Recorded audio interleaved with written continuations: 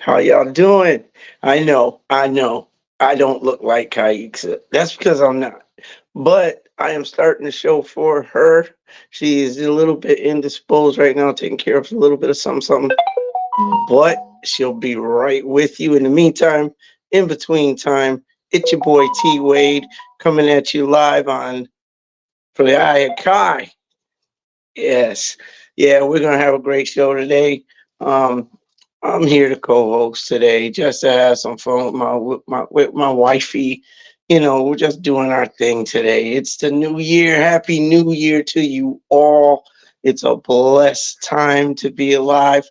You know, 2023 a little funny, a little.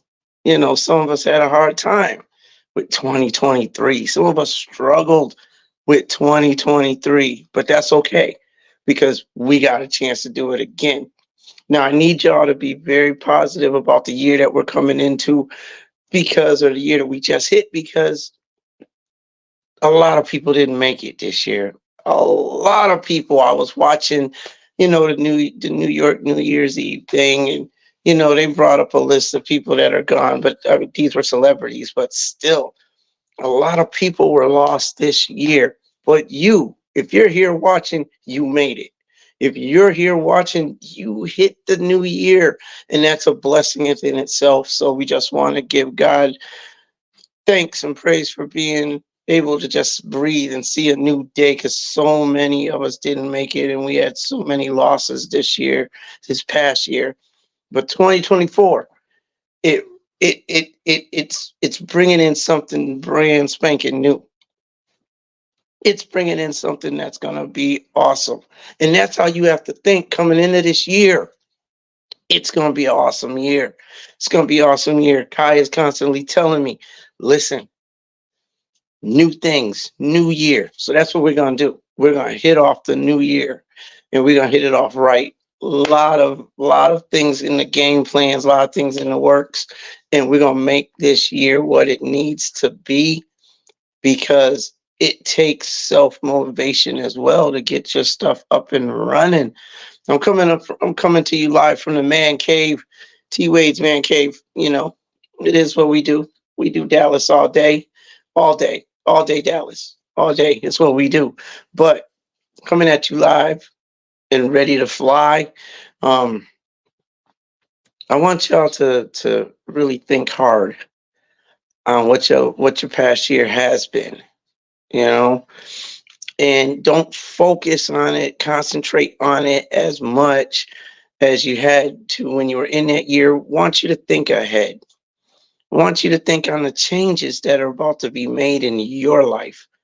Want you to think about everything that you got going on, and everything that you want to change, the things that you want to bring up and cultivate, the things that you want to dismiss. Like, that's done, that's over with.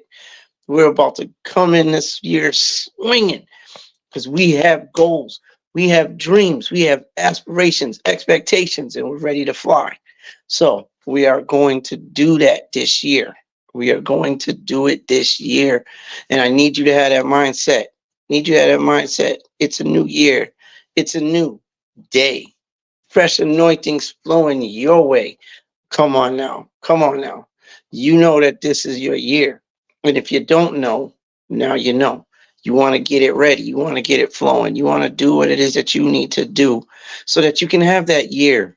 You can approach those expectations. It's a beautiful day out there. Beautiful day.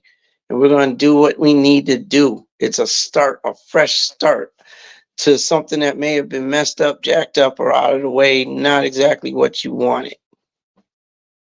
But we're going to do what we do, because you have to have that expectation. You have to have that drive to move forward. It is not just a okay, I'm going to make some wishes, I'm going to have some expectations, and I'll just wait and see if they happen. No. Step into your dream. Step into what it is that you want to do for you. Come on. Step into it, because it's yours. This is your life. This is your life. People used to ask me, how's life treating you? I used to have to tell them, life's not treating me. I'm treating life. I'm treating life. But here we go. Here we go. We're going to step into it. We're going to take control this year, 2024. You're going to take control of what's most important to you. You're going to take control of those things which matter to you. You're going to take control of those changes that you want to make for you. You have to do it. If you don't, you're just sitting waiting. You're waiting for life to give you whatever it throws your way. And then when we do that, we tend to get depressed, anxiety kicks in, depression kicks in because we're sitting waiting for something to be given to us. And what you want to do is step in to your blessings. You want to step in to this new year empowered. You want to be empowered. You want to do what it takes to get her done. Get it done. You know what I mean? I'm not going to wait anymore for the blessings to just fall in my lap. You know, God gives those blessings and he gives them sparingly. He has mercy and he applies grace and he will give those blessings. But he does help those who help themselves. And yes, it's time for us to step in to what it is that we want to do, what it is that we're expecting, what it is that we need. We want to step into that. Diamond Butterfly should be chiming in any minute now, any second now. So we want to make sure that, you know, in the meantime, in between time of us waiting for her, we do what we need to do as far as our thought process. We do. We want to, we, this year has to be better than 2023. We know it's a new election year. We know there's a lot going on in the world that's just not going to disappear with this new day. Um, but what can you control in your destiny? What can you control? What can you work on? What can you direct? What can you dismiss from the past year that wasn't copacetic in your life, that brought you down and out? What is it that you can do? Because we spend way too much time focusing on the little things and we focus on the bad things and like I said, we sit and we wait and there's no need for that. None at all. So let's change our mindset. Let's change our hearts. Let's move forward and do what we need to do to make 2024 everything it can be. Everything it can be. Looking for greatness out of your life, looking for things that you haven't experienced before.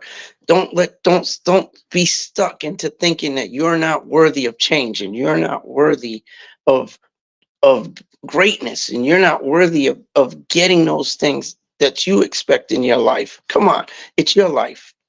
It's your life. And we have these little things that do get in the way. True enough. Like I just lost my aunt. So I have two cousins that are really going through it right now. Really going through it. They just lost their mother a couple of days ago, a few days ago. So it's hard on them, you know. But you do what you have to do so that you can rise up above your circumstances, rise up above the obstacles that are in your way. We want to make sure that we get this done and right because otherwise you're going to be stuck and 2024 is going to look like 2023, which looked like 2022, which looked like 2021. We don't want to do that. We don't want to do that. We don't want to sit on our couches every year talking about how things are going to change. You know, we don't want to sit on our couch talking about, you know, I'm waiting for this or this is coming. And then you're only speaking the words, but you're not taking any actions towards achieving your goals or your dreams. You don't want to do that. Don't want to do that. You want to be ready to go and you want to be determined to make life what it is supposed to be for you. It's your decision. What are you going to do with that? What are you going to do with the opportunity, the time that you have? What are you going to do? Um, at the end of the day, You're in control.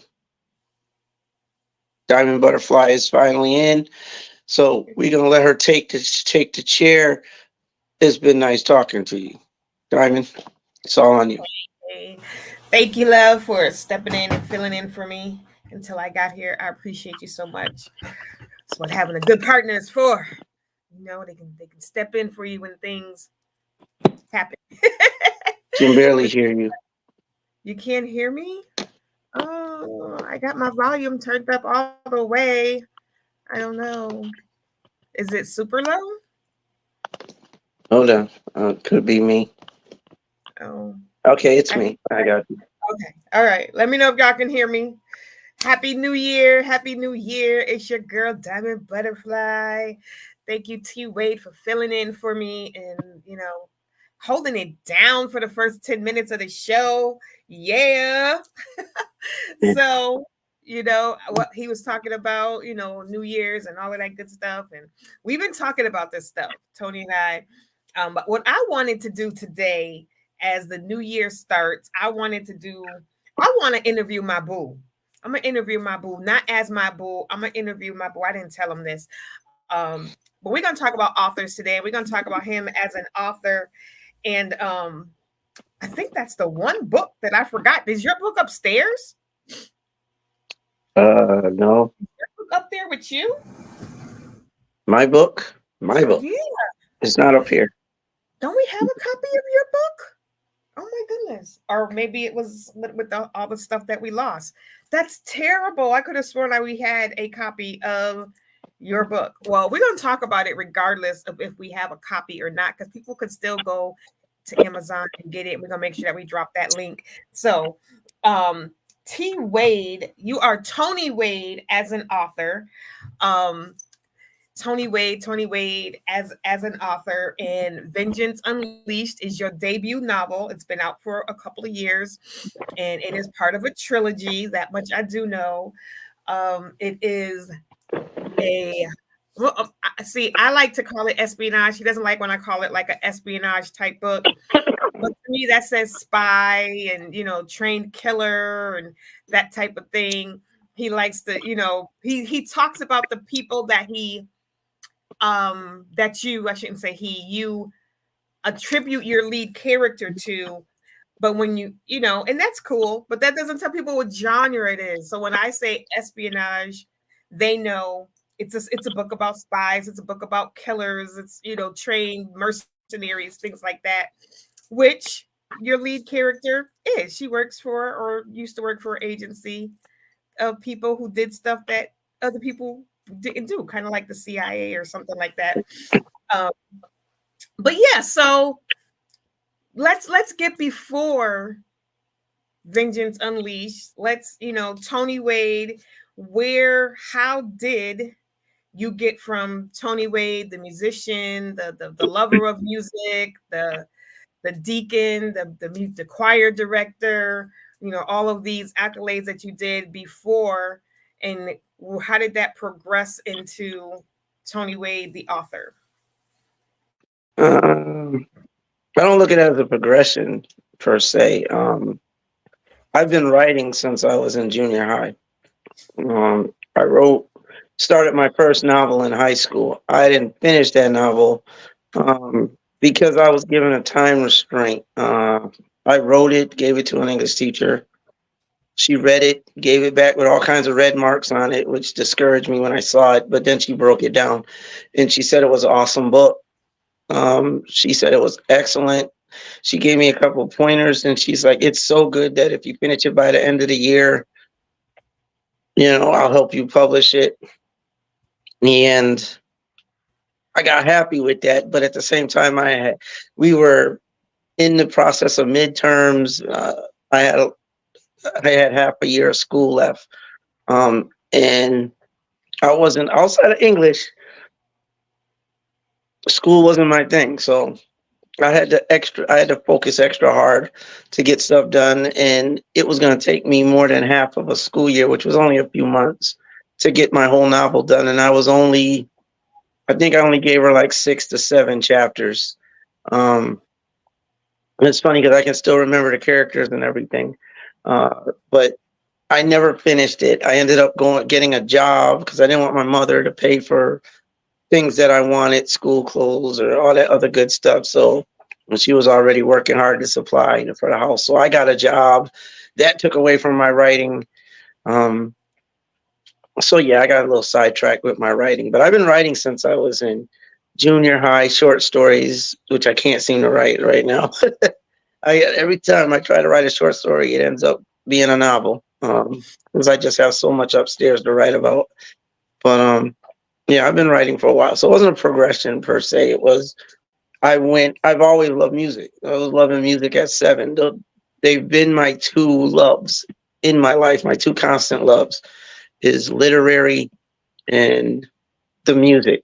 Music is a foundation for me. So like I can't go a day without singing. I can't go a day without hearing music. I can't like I'm now if we want to talk in terms of progression on music, there is a progression in there.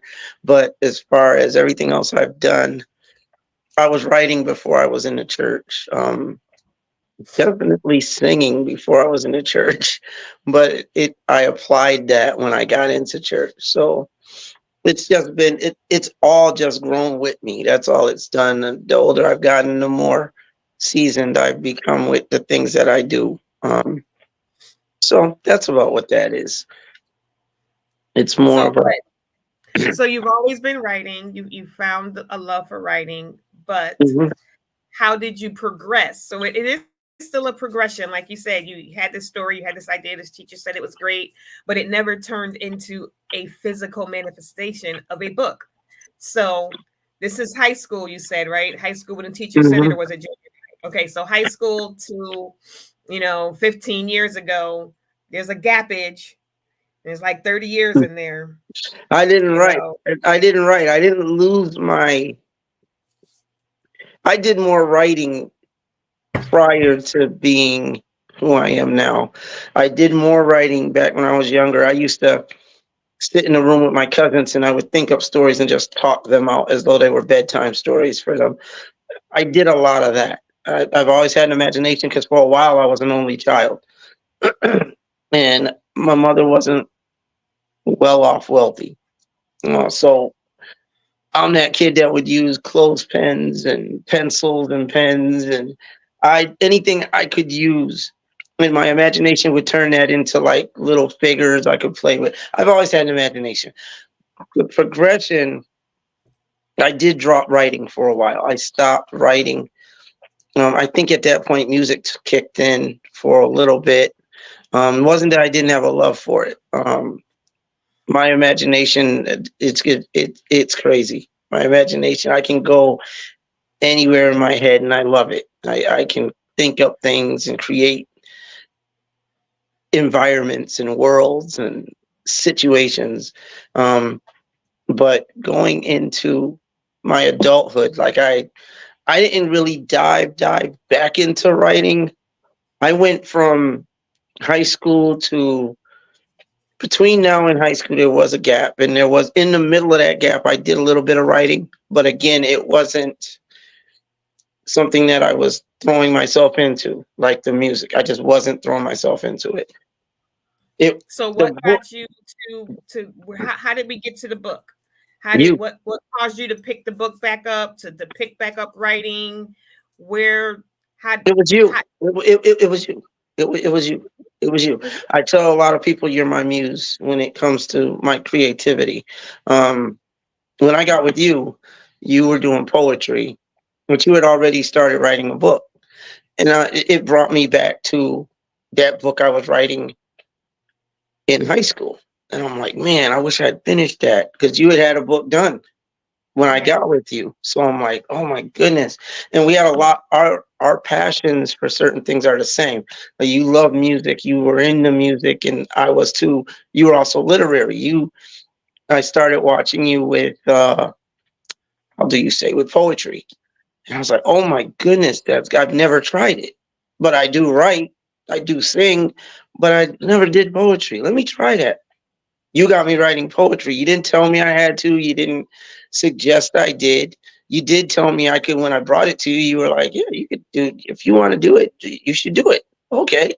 So I started doing poetry, but I got motivated by your drive to pick the pen back up and say, okay, let me do another book. I didn't want to start finish the one I had already started. I wanted to take the lessons from that and create something new. I wanted to take my mind to another spot. And when I write, I think I picture what I'm writing. So everything that I'm writing, I could see on a big screen, and that's how I write. I see it in action in my head, and I just put it down on a paper, or right now, I'll put it in the computer. But that's what I did. You were my inspiration for starting that book that I started, and I decided I wanted to make it a trilogy. I wanted to be a three-parter because I write like that. Like I don't write a story. I write a life. I write like my characters have a life. Like I can write the trilogy, then turn around and I can off branch other books from the trilogy I wrote. Because they have a life of their own. I accidentally did that. Well, sort of kind of accidentally. Like I took my main character out of the trilogy But and wrote him. but we're not going to get to that part yet. Oh, you don't want to That's get to that part? we don't want to get to that part yet. We don't want to get Okay, to we that don't have part. to. We don't have to get to that part, and we don't have to. We can wait. We can wait. But that's where my As mind. That's how I write. That's where my mind goes. Like my mind picks up and branches off. And so where did Vengeance Unleashed come from? Like, okay, so you got with me. I had a book out. It sparked your it reawakened your I want to write. I want to do this. So how did the book one come? How did you come up with that idea? What made you say this is the book I want to write? These characters about this genre, about this. Where did this story come from? I I decided like I said I wanted to do something different from what I did in high school. So I'm like, okay, what can I do? So I literally sat down and started thinking about what I like to watch, what kind of characters I not so much envy, but the ones that I really look to.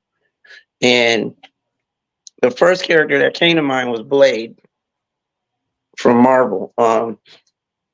Half human, half vampire. I'm like, I liked his strength. What I liked about Blade was he was direct to the point. He didn't sit around making jokes. He got to business. Okay, I want a character like that. But I'm like, what would I do with her? I don't want a vampire. I wasn't trying to do that. I wanted a realistic type of character. Then I started thinking back to TV watching. I'm like, oh my goodness, I need this.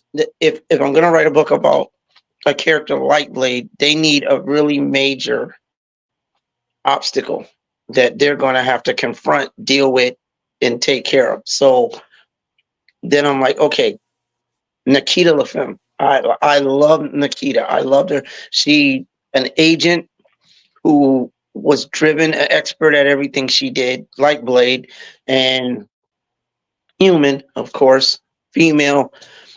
And I admired that. She had a get up and go. She was non-stoppable, and she was direct and to the point too.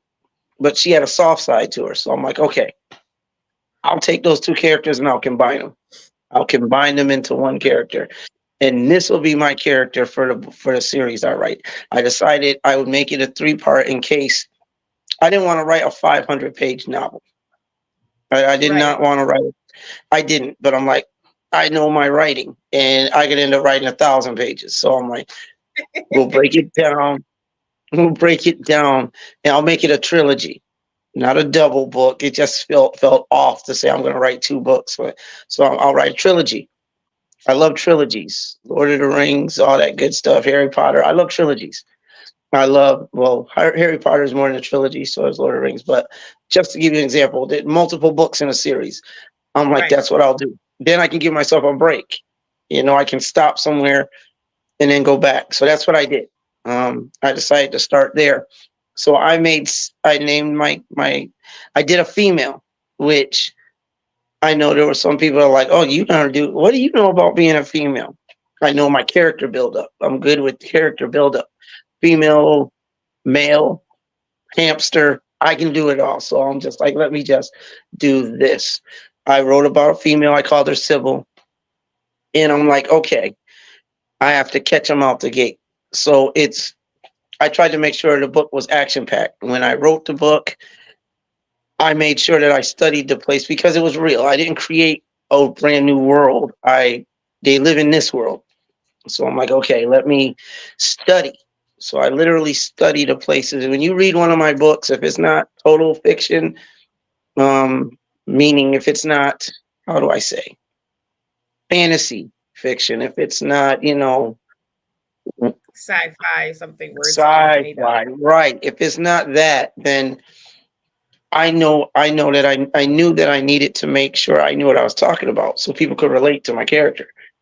I can't write about New York and don't know anything about New York. Can't write about, you know, different states, different cities and don't know. So that's what I did.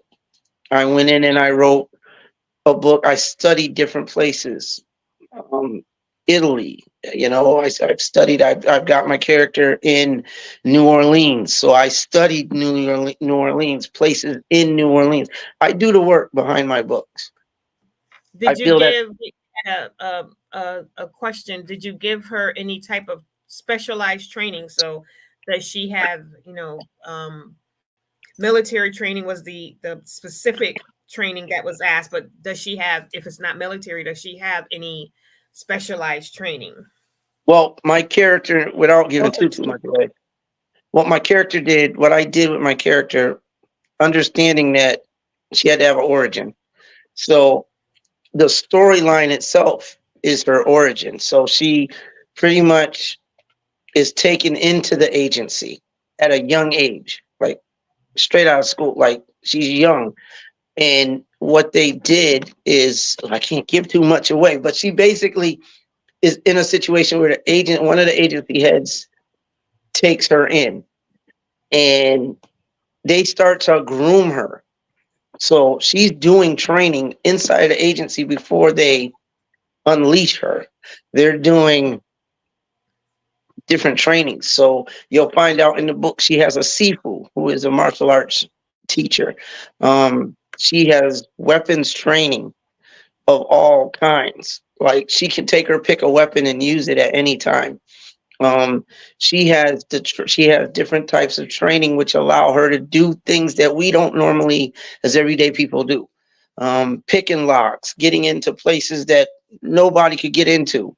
Um, Finding connections, intelligence training. She has all of that because they groomed her for a few years before they put her out there. And she became the best in her field at what she does. People knew her name. They knew inside of the agency, people knew her. She was that invisible entity that could get things done. And she did it without question Hmm. for a very long time. Whatever, because she was groomed this way. Whatever they asked of her, she did. And she was always under the precept that they had the best intentions. So whatever they asked her to do, there had to be a reason for it. So she did it.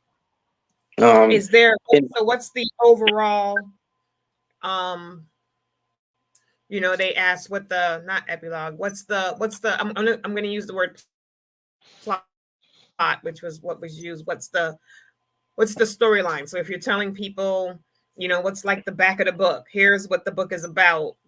the synopsis. Well, Yes, there you go. Thank you. well, okay. Sybil is a trained expert on military. Well, she's not really military. Government is more like it, but she's trained to handle stuff. She is that spy, but she doesn't really spy. She's more of an eliminator. She's more of an assassin type deal. But she can do whatever they need. The job for her is to take care of the agency's needs, but she finds out that the agency has betrayed her, sort of like a Nikita LaFemme type deal. She finds out that the agency is responsible for some things and some deaths that she holds close to her. When she finds this out, she decides she needs to, because it's so close to home, she feels a need, she feels betrayed, and she feels a need to take down the people that were responsible for the actions that had taken place. And she wasn't involved in any of it. So her finding it out, certain information out, becomes bothersome for her. Like I said, it hit home for her. She decided to take everybody out, even if they were, say, government officials. She decided she was taking people out there responsible because that's how hurtful it was to her. She ends up traveling to find different people, to find out different things. It gets really, it's action based, and it really gets. I mean, what I needed to do in this book was find a way to make it. I want to make it action packed because what I was writing had been sort of kind of written in a different way before. So I'm like, I have to do something different. If I'm going to write something, a storyline that people are familiar with, then I need to change it up a little bit. I have to Mhm. fix it so that there has to be something different about my character. If I'm going to write Mhm. about a character, make her different. So Sybil's very different, very, very hard. Um, she doesn't get soft till later on down the line. She softens up a little because of her circumstances. But that's what it is. Sybil's out for revenge. Sybil's out to eliminate the very thing that she had held dear to herself, that she felt meant something. She found out it didn't. The betrayal was deep. So she's like, I'm done with this. You lied to me. You've deceived me. You've taken away from me. You've done deceitful, horrible things. Now she's starting to evaluate the things that they had her do. Now she's Mhm. questioning the things that they had her do, which wasn't a thing when she was doing it, because she felt they had always been about the right thing. Even if it Right. seemed like a horrible act, she felt there was justification for the things that she did. So she decided, yes, I'm going to follow their lead. When she found out, when it got personal, that's when all of her thought process started changing. She goes back to her Sifu, you know, there's a lot that plays into it. She starts to exact what we know as street justice, not only on the agency, but on other people. Like the very first chapter is action. Straight out the gate, you get snatched. Like, I'll give you this one because I give it to everybody, but Sybil is No, out. don't, no, don't give them You know, that one. you don't want to give it up. That's straight out the gate, No. people. That is straight. Like, again, my character needed to be different, and I needed, if the storyline is going to be the same, then change up the action, make it different. So that's what I did with Sybil. The book is, I tried to put action in every chapter if I could, because I needed people to understand who she was and what she was capable of, and I needed them to understand why she was doing what she was doing. Yeah, I remember we had the visual. We were doing, visual trailers for books was a big thing back then, and Hmm. I think I even found ours for yours and for mine. It was, like you didn't mention she had a sister, so in the trailer Uh-uh. it's, two sisters, they grew up together, and they're taken into the agency and groomed to be trained killers. And then Sybil goes on the warpath because she finds out that her parents were killed. Well, not because she finds out, but her parents are killed. Mistake one, mistake two, she loses her sister. Mistake Hmm. three, they think they can get away with it, and like you said, now she's out for blood. you Yeah, you know broke that trailer down. Like, you killed it on the trailer, because I want to give props to you for that, because I hadn't thought about it. I was just thinking about my writing, but Diamond Butterfly made a trailer for my book that was just crazy. It laid it all down better than I just said it, way better than I just said it, but because I was trying not to give too much out, but I forgot about the trailer. but yeah, she lost her. She did lose her parents. Her father was part of that same agency. Um, and she finds out her father's killed. She finds out her mother was killed, but didn't need to be. Later on down the line, her sister goes about, even though they're brought into the agency, and Sybil's the older sister, she ends up going to odds with her sister. So they break off from each other for a while, doing their own thing. Um, but then she finds out her sister is dead, supposedly dead, and she just goes on a warpath because she's finding certain things out about the agency and the people she trusted that she did not know. Um, and she goes on a warpath. She really does. She has a team of loyals with her that she didn't ask. She's more of a blade. Like, I want to work alone. I work alone. I can do this. You're just gonna get in my way. I don't want you involved. There's problems that are gonna come up if you get involved. Things that you're gonna have to reap, and I don't want that for you guys. So, but they're loyal. So they end up going on this journey with her. It gets deep. It gets very deep. It can be emotional, but it's action packed, and that's what I liked about the book. Um, and I'm happy. I'm proud of it. It is my baby. I'm proud of that book, because it's doing a lot. The series as a whole, the trilogy, is it's an awesome book. I haven't had not as my books aren't like my music are not for everybody. Yeah, Nobody's I book mean is for everybody's not gonna like everybody. everything, you know what I mean? Right. But Yeah. I've gotten a lot of positive feedback from my book. Um, Matter of fact, as far as my book goes, I haven't gotten any negative feedback on my book yet. So I'm thankful for that. People kept asking, when is it coming out? I need to make sure I get my copy. I want to read more. I need to know more about this character. I need to know more about this story. So how So close are you to drop in book two so they can, because book two ends on that, that cliffhanger, that, oh my goodness, wild cliffhanger. So, mhm.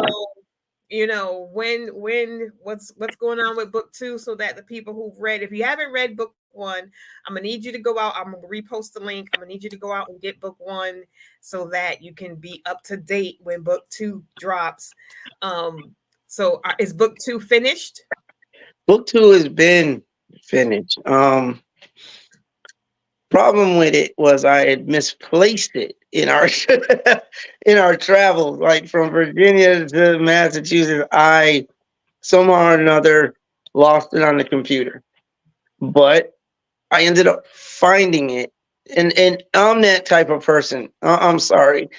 If I'm writing something and it's gone, I don't want to rewrite it. I don't like I feel like I'm backtracking. I don't do that with anything in life. I don't like backtracking. If I write a song and then the song disappears, I don't want to rewrite that song. I may not know it all because I just wrote it, so I don't want to with that book, with book two, it was like 200 and some odd pages. I'm like, there is no way that I excuse me, that I want to rewrite book two. So I was stuck. Um, and I started writing book three. Like I knew, because I knew in my head what I had done with book two. I instinctively started writing book three. But when I did it, I went a little to the left with it. A lot to the left. A lot to A the lot. left. I did. What I did was I changed genres. I did go to that sci-fi with the same character. I changed it up. Same character, same type of motivation, same type of drive, a new responsibility. I put that into a sci-fi. Because that's what I was feeling at the moment. I was like, I can take her there. This would mean I had a new spot that I had to study, a new state, so to speak, a new place to go to, new adventures. And I'm like, I hadn't I did write sci-fi, but not like this. So I was literally doing something that most writers do not do. In the middle of a trilogy, I changed, I changed the genre. Yeah. I flipped the Yeah. genre on its ears. Um, it was supposed to be a smooth transition, so it wasn't like it would have been a what did he just do? You still would have been able to follow it. It still would have worked, but I changed the genre. Inside of a trilogy, which would have been okay if it was a book that stood on its own, which is what Diamond was trying to tell me. Well, you could always just let that book be an offset from the trilogy, and you can let it be a standalone. But yeah, that's what I did. And then in the process, I found book two. So book Yeah. two's done, but at when I went back over book two, I found out that I couldn't do book three the way I wanted because of the way book two ended. There was no way for me to flip it into what I had written for book three. Right. So I had to redo a whole new. This is where I don't mind redoing stuff, is when it has to be different. I have to redo it in a different way. So it ends up being a situation where book three will stay in the same genre. And I need book two because I did that. I'm like, okay, I'm gonna need to go use book two as a reference for So book three. did you completely get rid of what you wrote for book three No, book. I still have originally? book three. No, I have it. I have book three. So But it'll just you could just make it that standalone yeah, off I off top. could. Nine times out of ten, it's not going to be a standalone because of one of the because of the way I write, and two because I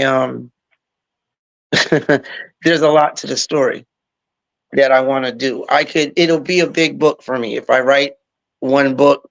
It could come close to 300 pages. Well, Come that's fine. I close. mean, my book is over 300 pages. Yeah, it could. It could come to three. It could hit 300 pages. So it could be a standalone, or I could make it into segments. I could do that as well. But I cannot connect that book. The To the characters original connect to series. book, but yeah, but I can't connect what I just wrote. The book three that I had started that I was 8 chapters in, I can't use that for the trilogy. I have to go back Right. and finish because Tony likes to write cliffhangers. So that's what Tony's doing. Tony put a cliffhanger in book two. So now I have to answer that cliffhanger, you know. And I could have did that and brought book three I wrote, I could have adjusted the first half of book three, the new one. I could have adjusted that so it answered book two and then Mm-hmm. went into something different, the new genre in the middle of book three, which again would have been crazy, but that's what I do. That's where my mind goes. And people still would have loved it. It wouldn't, you know. So I'm still working on book three, but I'm using book two as the reference to make sure I didn't because it was gone for so long. I know the basis of it, but my writing, I don't want to dismiss, and there are different details in it I need to use. So are So you ready to where are you with the release process for book two? I'm about ready for book two to be released. I'm just gonna do a quick once over on it, just to make sure. Once I've got book three flowing the way I need it to flow, book two will be released. So probably if I can get it done this year, would be great. If I could get it out 2024, I don't think it'll be done for April. Um, maybe June. I can look at having book two released, Okay. and then Okay. book three, hopefully shortly after that. Book three will be, book three will go faster than the release on book two, because it's fresher in my head and I can get it flowing. The only thing that's slowing me down greatly, because these books all would have been done by now, and if but I dove into music. So now Right. I'm Right. writing music, I'm performing, I'm writing for other people. I'm going to events. So music kind of had me putting my books on the shelf, so to speak, for a moment while I dove into writing music. So yeah, that slowed the book process down. But Right. I'll pick that up and get it done for the summer. Um, and then book three should come out shortly after that. but it's a hard balance writing music and writing books at the same time. Um, People like to say you can take, well, I got a whole day, so I'll spend 3 hours on music and 3 hours on book. It doesn't always work out that way. And it doesn't always work out that way. Sometimes other things come into play, So you can't always finish music and book. I can't always do both. Sometimes it's got to be a whole day of music or half a day of music, and then the other half is rest because doing this stuff takes a lot of brain power, which physically drains me after a while. Writing a book is work. It is not a Yep. joke. It is work. It takes brain power and imagination and direction. So Especially, that's why the big writers, they just get paid to write. They go away, and they get to be in a cabin somewhere, and just write a book and not worry about anything but writing, so that they're not, pulled away or drawn away, or anything of the sort. So and that's before what I we was get told, King. That's what I was told. My favorite author is Stephen King. Yeah. He writes horror. I don't write horror. I've never tried. I'd be that author that would probably scare himself, and it wouldn't get done. Like I'd probably be, if it's a 25 chapter book, I'd probably at chapter 10, I'd probably stop writing because I'd be too scared to pick it up. oh my goodness. But he does that. Like he has gotten cabins and everything, or he'll go away and he will just focus on the book, nothing else, and you need that sometimes. I have my man cave and it's super quiet, super quiet. Like I don't even hear cars half the time. Very quiet up here. But I have to have the concentration and the energy to write as well. So this is my cabin. This is my cabin, I guess. It's good you have a cabin. So I'm gonna play your track because, like you said, he is also an artist. So we are working on getting. He has a catalog already of music that is ready to drop. Y'all need to hit your boy up and tell him to drop this music. He has at least 6 songs finished, done, music already owned. He just has to release it. So tell your boy to get on this. He could be dropping one song a week. Like, tell him, Listen, I could get because on I it. got, y'all ain't heard He's gonna keep nothing yet. making new music, but he's sitting on music that could be out there in the atmosphere, broadening his brand. He just sitting on it. It's Music true. is But done. here's my thing. Music I'm is I'm a done. creative. I'm a creative. So Stop if creating and putting it in the vault. you can't tell a It's just creative to sitting stop there. creating. You cannot tell a creative to No, stop creating. listen, It's listen if to the rest of I what I said. I said stop creating and putting it in the vault, and then creating more and putting it in the vault, and creating more and putting it in the vault. wait. Michael and Prince did that. But they also released music as they didn't Okay. release everything that they But did, they but they didn't stop, also creating as they released. They were what I'm releasing, but they were still y'all writing. understand what I'm saying, right? Y'all understand, right? Out of 50 songs, they probably released three-quarters of them. He got like 20 songs and he's released one. Like, come on, man. Come on, man. What you doing?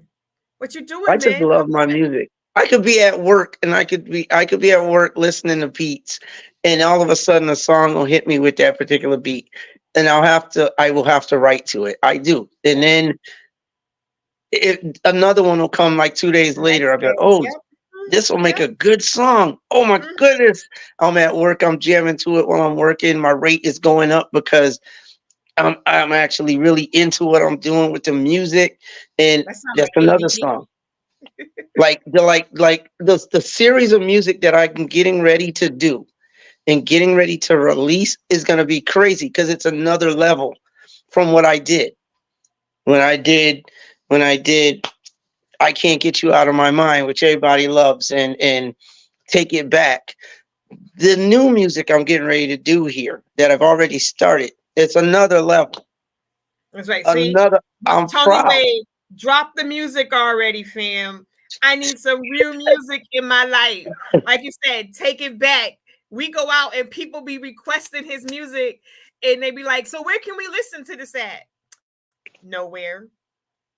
Yelly B, one of our favorite artists, Yelly B and Dre, they be like, dude, when you gonna drop the music? When you gonna drop the music? When you gonna drop the music? Come on, man. When you gonna drop the music? If it's done, y'all, for y'all that don't know, I'm not a technical person. So when it comes to computers and programs and all that stuff, I don't do all of that. I write the music. Diamond Butterfly records me. And then if anything has to be put out, I normally leave that to her because I don't do that stuff. It's not what I do. So if Listen, you the I come home megabucks from guy. work, if I come home from work and she's like, I dropped two of your tracks, I'll be like, excellent. What were they? All right, No all right. questions involved because I Okay. know that they were, especially, when they're the ones that we own, drop them. I wrote a beautiful song for her. Um, what's the name of that song? It's called oh, You Set Me Free. And I love that song. I would love for that to be released because that is just an awesome song. But again, I can't stop creating just because I'm not putting out. Like my brain doesn't work that way. Like I've got to put it out. I will not put it out, but I've got to get it done. I've got to write this song. It's in my head. I need to write this. So I do. So right now, like I kid you not, I have like 7 tracks from what I counted. I have 7 tracks that I've written.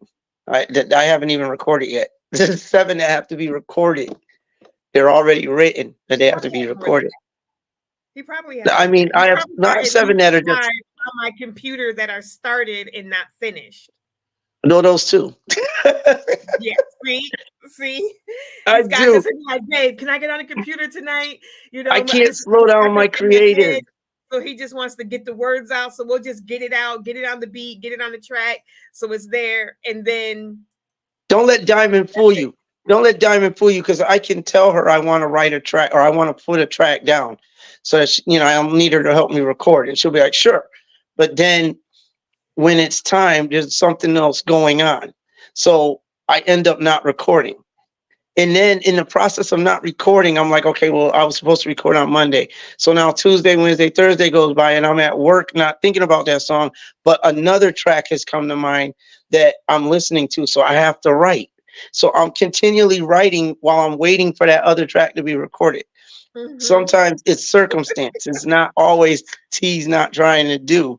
It's I need the resources and the time, and I need Diamond Butterfly to have 0 on her calendar and not be doing anything so that we can focus on the track so that I can Don't get it even done. go there. Oh, I'm going there. So All I you mean, need to do is tell me you need my time. You know that. I don't even want to hear that. Don't even try it. All you got to do is say, babe, listen, I want to get on the listen. computer tonight. You got time. You know I will make time for you. Whenever you need to get on the computer, you know I will make time for you. Stop it. And I am an Stop it. author. I am an author at heart. I have a lot of stories in my head, like music. But music is a forefront. But music is a love for me. It's a passion. So I tend to not have a problem with throwing a couple of tracks down before I get to my books. Books take more brain power for me than my music. Like Yeah. books take, like I literally have to put myself in the story. I have to embed myself in that story. So when Sybil, my main character, is in say Fort Lauderdale, so am I. Like everything, I'm oblivious to everything else around me. Like I'm with Sybil. I'm watching Sybil as she's fighting this person or blowing up that or getting information from that person, whatever she's doing, I'm there. So it takes a little more brain power to write my books than it does to write my music. So which is why I could be working on a book for years, but in that year I've got 20 hits out. Music wise, it's easier for me to do music. Yeah, we got this 2024 is our year of getting things done. Like we have definitely our goal this year is to we're supposed to be we are planning this month. We should have been pre-planning. We should not be planning 2024 in 2024. So we slept on that. We definitely should have had a plan for 2024 before January 1st. Like we should have known what we were going to start doing when January hit. So we've talked Yeah. about it. but we don't have it written down like Tony likes to say, write it down and make it plain. We haven't done that yet. So Mm-mm. this We have to week do that. we are going to be doing that. He has Wednesday, Saturday, and Sunday off. So one of those 3 days this week is what we will be doing. So y'all can check in with him Wednesday because Wednesday is his radio show. T-Way to the point that is his radio. Is it this one? Yeah, the first Wednesday is his show. So on Wednesday, y'all can check in and be like, so did y'all come up with that plan for 2024 yet? At least the first quarter. Like, I want to have our overall plan. What do we want? The broad plan. And then you got to break that broad plan down, y'all. Don't forget to break the plan down. Like, Mm. yes, I want to buy a house. That's a great plan. Break that down. What do you need to do to buy a house? And then break that. Okay, I need to get my credit together. I need to save whatever I need. Okay, so how you going to get your credit together? Okay, how you going to save? Like, break it down to, like, that's the part that people don't, the tedious part that people don't want to do. Like, don't just speak it. Make a plan. Now break your plan down into chunk eatable parts. Like, don't just put a whole steak in your plate in front of you. Like, okay, so now you got to pick up your fork. You got to break it up into little pieces. You got to bite it one bite at a time. Don't try to shove the whole steak into your mouth. You know what I'm saying? I probably should have used something else because Tony don't do steak. So, I don't. but But here's the thing. I don't do steak. I know y'all gonna think I'm weird. I don't do steak because I was traumatized at a young age with steak. Probably, I don't know. I don't want to say that certain people didn't know how to make it, but when I gotta sit there for 20 minutes chewing on the same piece, yeah, I'm done. So I grew up not liking steak. It has to be super, super. We're talking like I can cut it with a fork soft. Otherwise, I'm not touching it. So she doesn't cook steak often. I don't. And when I do, I usually make it for me and my mom. Like, every once in a blue moon, if I think I've gotten it soft enough to where he might eat it, I might give him a piece. Generally, he's still like, nah, that's not soft enough. Like, I need to beat that thing like it stole $1 million. Like, beat it like the dog chewed up everything in the house. You know what I mean? I need to do something like beat that thing to death, like you tenderizing a chicken tender or something. I And need to here's the get it to thing. the Here's the balance. It's thing got the things on with each the side. the thing with me and Tosh that works for me but doesn't always work for her is like when you're in a relationship, everybody has their place. Everybody has their lane that they're I don't even want to use that, but more like they have their specialties. What I'm good at, Tosh may not be, or what she's good at, I'm not. So with that, I rely on her to be good at what she's good at. And for her it'd be like, well, why can't you learn how to be good at it too? That way I don't always have to do it. But if she's good at now, I'm a dreamer. I am. I'm a big dreamer. It's what I do. I think on things. I set huge goals. Like, okay, I want to do X, Y, and Z. We can do this. And she'd be the type that's like, okay, well, yeah, that's a good idea. But how are we gonna do it? Like, let's break it down and make it plain. And I'm like, let's do this, And by the time she gets done telling me everything we got to do, then I'm like, oh, come on, But that's what she does. She's good at the details. I come up with the game plan. She comes up with ways to execute the dream. So we work great as a team in that aspect. It's just she doesn't always want to be the one to come up with the execution ideas. No, he But doesn't like to hear about the execution ideas. But our pastor just talked about this Sunday. It was funny. It's funny because I feel like whenever Tony doesn't come to church, the pastor like Tony, you need to be here. This message was for Tony. Why isn't he here to hear this? Because the pastor talked about this. It was in his message this past Sunday about making plans and being detailed and not, some of us, we have these big grandiose plans, and there's nothing wrong with having the big vision and seeing and wanting the big vision. But if you don't break it down, you're never going to get to the big thing. Like, you can't just keep saying, like I said, you can't just keep saying, I want to lose weight.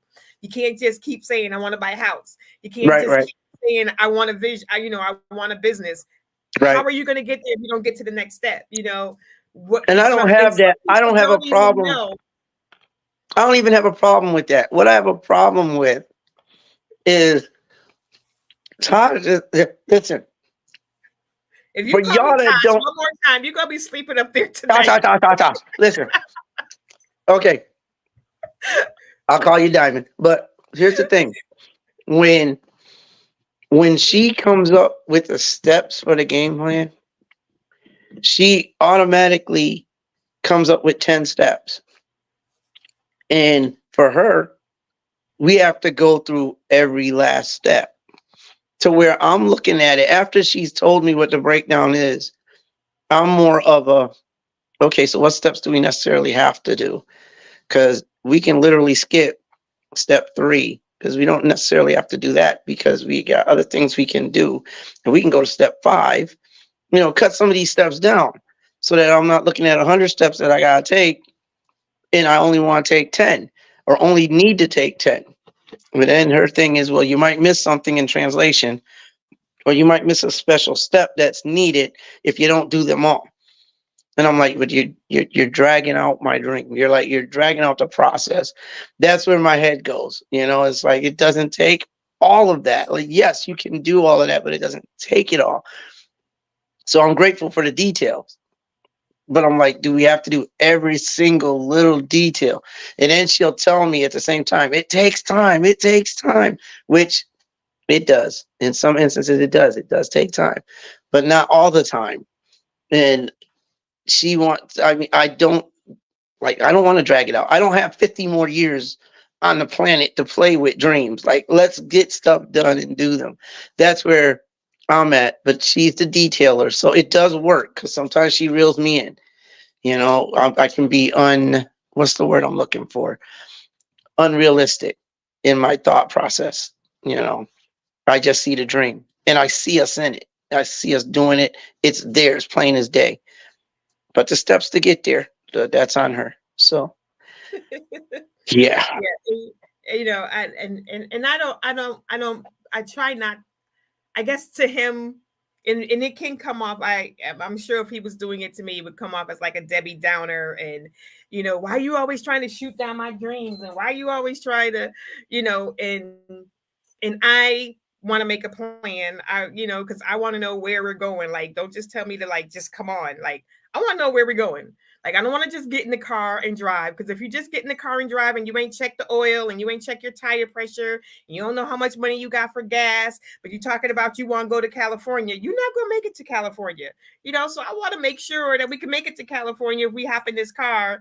And do I have anything to wear? You know what I mean? So, See, and it gets really detailed. Like how many bumps are in the road, and how many corners we gotta turn. Well, we gotta turn 10 corners in this. You don't right, need all how that. many restaurants are on the way? How many bathrooms are on? Like, I need to know this stuff if we are planning. Like, if we're just out for a leisurely drive, like sometimes you can just go. But you can't wing everything. You know what I mean? Like, you cannot, wing in a prayer. You cannot wing and pray everything in your life, especially when it's something tangible. Like, this is what I want for my future. I want this so that, like Pastor loves to talk about leaving a legacy. Like, this stuff is supposed to bless not just you, but the generations behind you. Like, we need to get into that mindset. Like, other Listen, we they get need to work. mad They at need to work other for the dream. cultures. They need to work for the We get dream. mad at other cultures for setting She up need to. their future generations, but we don't want to do that. You This make is the me same work. You make conversation. me take all these steps for the dream so that I can develop something so nobody else has to take them same steps you made me So that take. your future generations don't have to work as hard as you two. They're gone straight.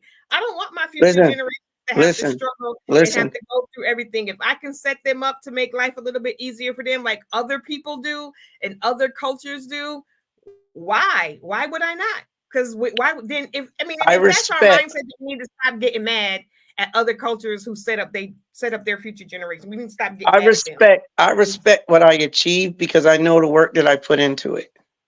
You know what I mean? I know the work that I put in. It's that thing that says like that saying that goes where people don't respect what they have unless they had to buy it. If somebody else bought it, they'll treat it any old kind of way as long as they have it. But if they bought it, then it's different. When Mama was But out it's not buying them, necessarily either. When mama was out buying them sneakers, you did whatever. Then you had to go out and you had to spend mega money on a pair of sneakers. Now it's like, don't walk near me. Don't step on my sneakers. Don't do, because you know what you put into it to get those sneakers. When I see what the work is that I laid for what I had to do, I appreciate it more. I respect it more. I believe in helping future generations. I do. I just don't believe in doing all the work for the future generations so that they can sit on their royal blessed assurance and not have to do anything and talk about everything they have. It was given to you and you don't know what it is to earn. And then half of the generations that are the generation that's coming up now is that's where we got the privilege from. That's where they got their privilege from. Like Well, they've no, been you can't say that because a lot of this generation, their parents aren't privileged, their parents aren't wealthy, their parents aren't no, they don't no, have a but it's a royal joint. spoon, so they didn't get it from that. They just for some reason this society that we're in now, everything is quick, fast, in a hurry. I want it right now. I don't have to do much of anything in order to achieve anything. That's the society that we live in now. I don't think it's necessarily because they don't their parents are struggling too. Their parents, aren't out there wealthy and saying, "Here, you can have whatever you want," because that's not the way that they have it. But But the here's the thing: society that we they're live in, feeling that they're privileged to get what they got because it was given to them previously. but It's from who? Who gave them stuff? that's a learned behavior. Well, society. We can use your words. We can say society as a whole. With the even with the quick and in a hurry stuff like fast food, like I mean, we can go to the simplistic, but basically, it's a generation that doesn't want. Not all of them, but it's a generation that doesn't want to have to do the excess. They don't want to have to do the work that's necessary. It's funny because I'm thinking about it right now with the teachers that are doing the new math that we didn't have to do, where we had to do all the steps and break it down. The phrasing and the reason that they're telling them to do it is they want them to show them the work. And we didn't have to necessarily do all of that, but But we we got still the had answer. work. We still had to show our We work when did, we we did did, we stuff. did, we did. I'm not saying we didn't, but I'm just But saying that's that putting more that steps thought that don't process make any just hit sense. me. That thought process just hit me that when they say we want you to show us the work, it's the same thing with like I have no problem with helping you, but show me that you know how to work. Show me that you know the work yourself and you understand what it takes to get what you're getting. But Don't there's take but it see, don't take it for granted. that's Just because I get money, say I go out there, I bust my behind, now I'm a millionaire. mhm. So if I go out and I leave my kid $1 million or millions of dollars, what does my kid have to do to earn anything at this Because point? you're going to have a business, you're going to have things, and your child could be. Most people that are set up, some, I can't say most, a lot of people that are set up that have businesses and things like that to leave for a legacy, those children are working that business, they're learning that business so that at one point in time, and I'm not talking about the ultra billionaires who, just they have farms or whatever. I mean, when you get to the top and you're a CEO, you don't know what goes on at the day to day anyway. But the average, let's not talk about the billionaires, the lowercase people that are still leaving legacies. They have businesses. Their children understand, like you said, my mom worked hard, so I did something so that she didn't have to do what she had to do. She didn't have to work as hard. So if I had a business, if I had a physical location that I could go to, or even what I'm doing, and it's generating money that my children or my grandchildren or my nieces or whoever could benefit from, I would want to bring them into the fold to say, hey, here's an opportunity. This is something that you could take over at some point. Come on in and you But can because learn you this, said that, but do because that that. is set up that way, doesn't mean that's what they want to do. We just Well, watched I'm not something saying where that it is, but if you, why not? What I'm saying is just because we have a business doesn't mean somebody's got to run it. Somebody's got to do something with it. So yeah, I that could be the legacy that I leave. I'm not talking about just leaving them money and saying, hey, do what you want with it. If you are working hard and you're doing things, then that's what you teach your children as you're going along. Whether you won $1 million or you got a business where you've created $1 million, even if you win $1 million, you still got to teach your children how to keep $1 million. You know what I'm saying? So there are still values, and there are still things that you can impart into your children.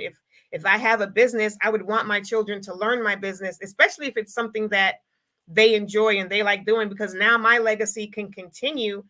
You don't have to work as hard trying to figure things out, because this is already a plan. It's already established. This is something But see, that you that's can take another over. whole step. That's No, another whole step for me, because even with that, I'm not gonna. If you can't show me that you're dedicated into getting work done and doing the work, you can love it all day long. But I'm not gonna leave you my company knowing that you're not able to do the work and that you don't. but you won't know that until you get them and you give them the chance, is my point. My That's point not is about necessary. giving them That's the not chance. My necessarily point true. isn't about That's not giving them the chance. necessarily true, because you have a lot of young people out there now that are showing you up front that this ain't what we're doing. I had a young person tell me when I was like, yo, you can get a job doing, like I used to work at Kentucky Fry, and I do this, that, or the other. And I'm naming the stuff I had to do. Oh, I ain't doing no trash. What, you making money? It was gonna be your first job. Why wouldn't you do? I understand you may not want it, but do what you need to do so you can do what you want to do later. Like they'll be quick to tell you what they don't want to do, what they're not gonna do. Like sometimes that's not a. If I hand you my company, you got to run that company. And it can't be, well, I don't want to do that part of it, but I'm going to do this part of it. No, if this is what it entails, this is what you do. Because I didn't build it so that you could run it into the ground. I didn't do it so that it could not be paid attention to, or you could pawn it off to somebody just so you don't have to do it.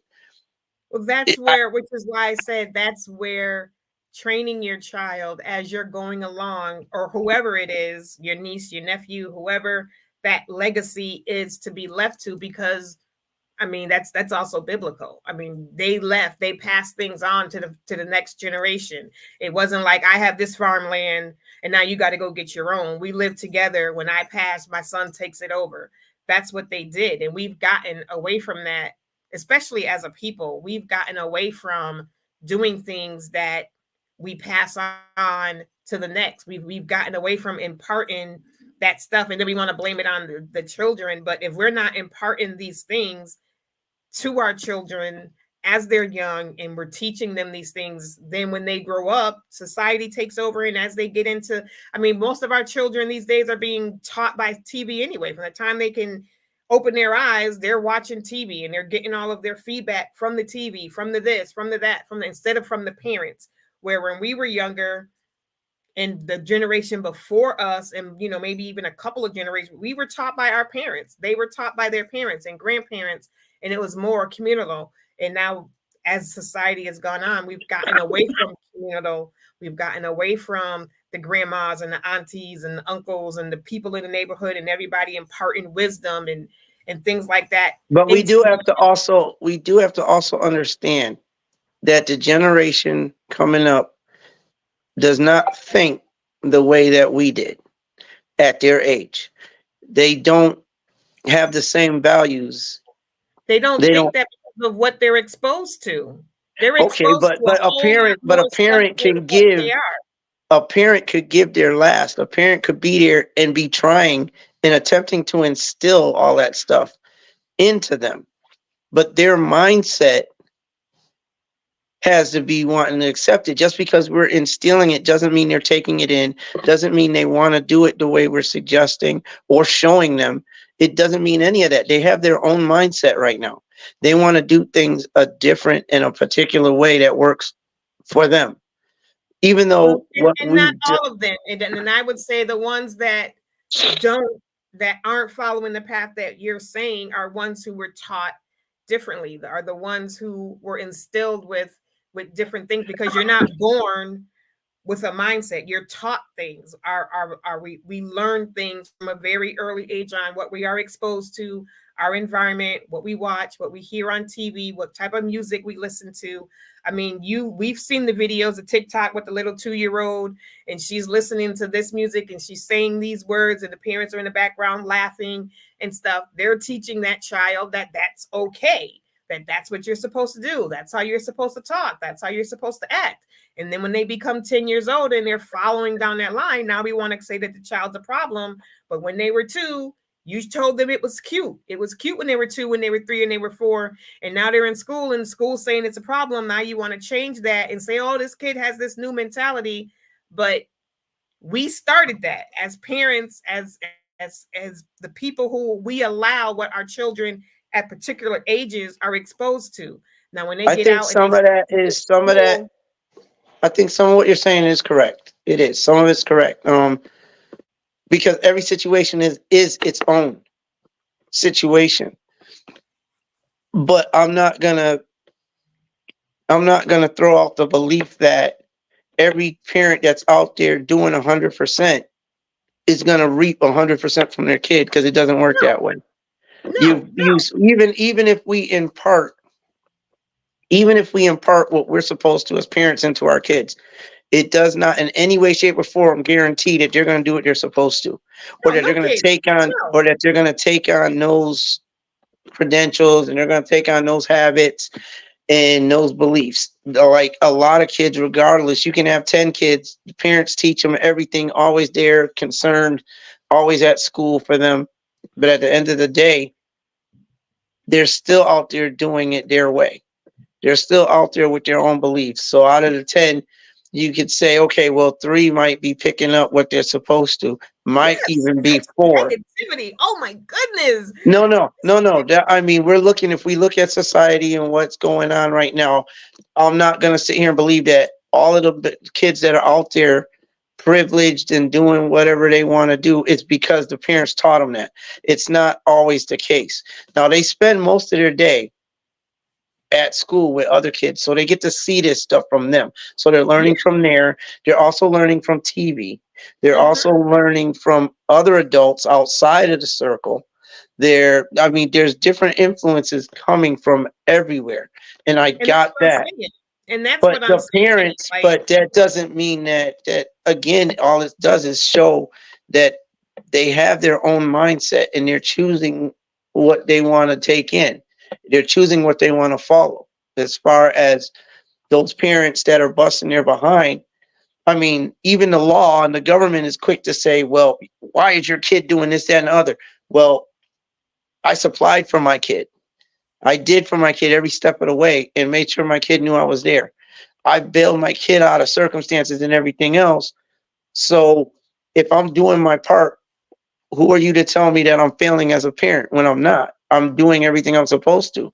What they're getting from somewhere else, or their mindset. You like to say as a parent, well, they have a right to believe what they want, which they do. They have a right to voice their opinions, which they do.